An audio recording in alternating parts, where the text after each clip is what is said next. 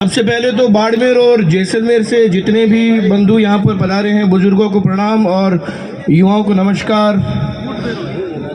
हालांकि मैं पेशे से पत्रकार हूँ, इसलिए मंच पे बोलना मेरे काम में थोड़ा सूट नहीं होता, लेकिन मुद्दा चूंकि कहीं न कहीं मुझसे भी जुड़ा हुआ है ये ST/SC एक्ट, इसलिए आज मैं अपने आप को रोक नहीं पाया।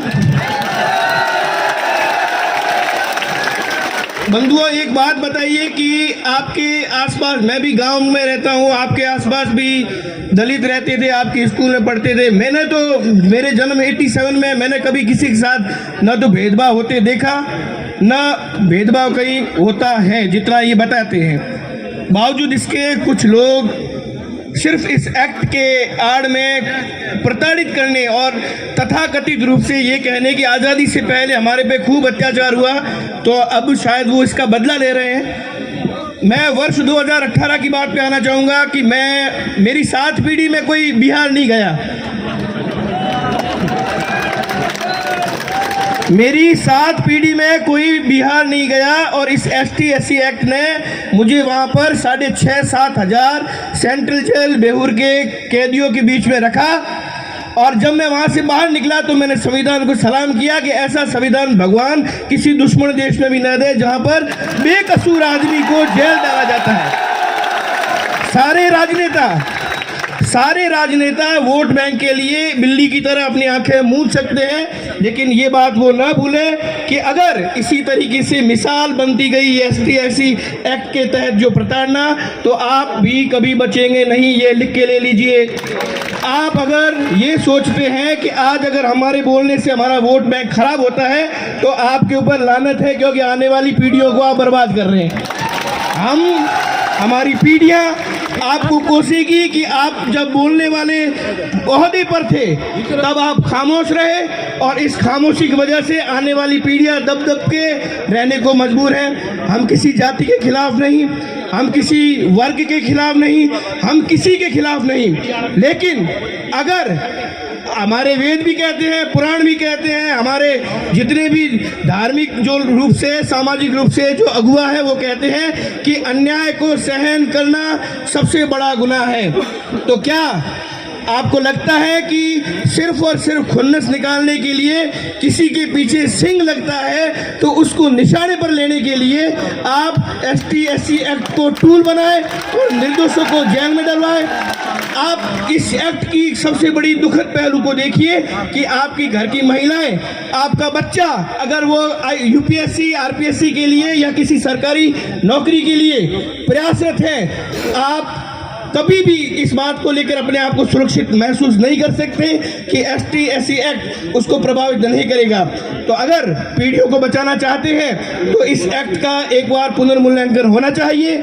ये एक्ट उन लोगों को बर्बाद कर रहा है जिन लोगों की कोई गलती, कोई गुनाह नहीं है। तो मैंने पहले भी निवेदन किया कि इस ST/SC एक्ट ने आज से करीब 6 साल पहले 2018 में, मैं इस मंच से कहना चाहूँगा, कर्नल मानवेंद्र सिंह जी का बहुत बहुत धन्यवाद।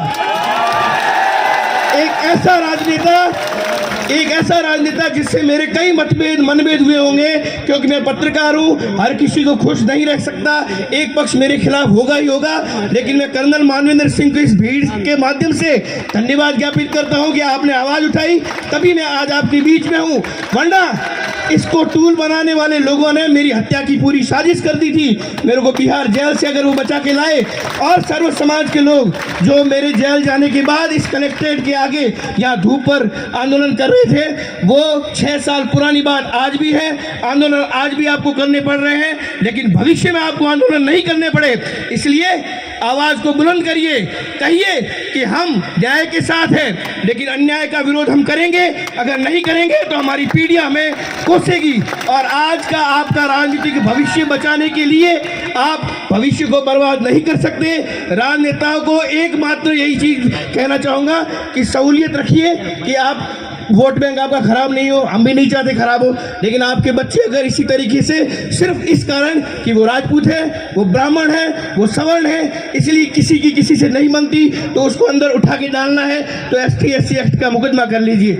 क्या नरक जैसी यातनाएं दे रहे हैं। संविधान लोकतांत्रिक मुल्क की दुहाई देते देते आज हम किस मोड़ पे खड़े हैं। 1947 के बाद हमने ये उम्मीद की थी एक लोकतांत्रिक मुल्क ऐसा तैयार होगा जिसमें समरसता का भाव होगा, लेकिन आपने आधुनिक सामंत तो भले किसी को कह रहे हो, लेकिन आपने आज आधुनिक सामंत किनको बनाया है आप खुद देख लीजिए। अपने आप आपका आकलन करने के बाद आप सोच लेंगे कि हम कहां पर खड़े हैं। आपसे निवेदन है कि इस आषाढ़ी प्रकरण के अंदर मैं भी लगातार मोर्चे की कवरेज करता रहा हूं, सबकी संवेदना उस परिवार के साथ है, लेकिन कोई भी व्यक्ति किसी भी तरीके से बेवजह परेशान न हो। जेल की सलाखें अपराधियों के लिए होती है, आम जनता उससे प्रताड़ित न हो, इसलिए बैठकर एक निर्णय लें, भविष्य में इसकी पुनरावृत्ति न हो, कोई भी व्यक्ति बेवजह जेल नहीं जाए। अगर कोई गलती करता है तो वो कानून अपने हिसाब से उसको सजा दे, लेकिन भीड़ तंत्र के रूप में आप कहीं पर भी अपनी अदालत खोल दो और वहां पर कह दो कि इसको एपीओ कर दो, इसको जेल में डाल दो, तो ये लोकतांत्रिक मुल्क में अन्याय है और अन्याय है। आज नहीं बोले तो कल रोके, ये लिख के ले लीजिए। आपने मुझे मंच दिया, आपका बहुत धन्यवाद।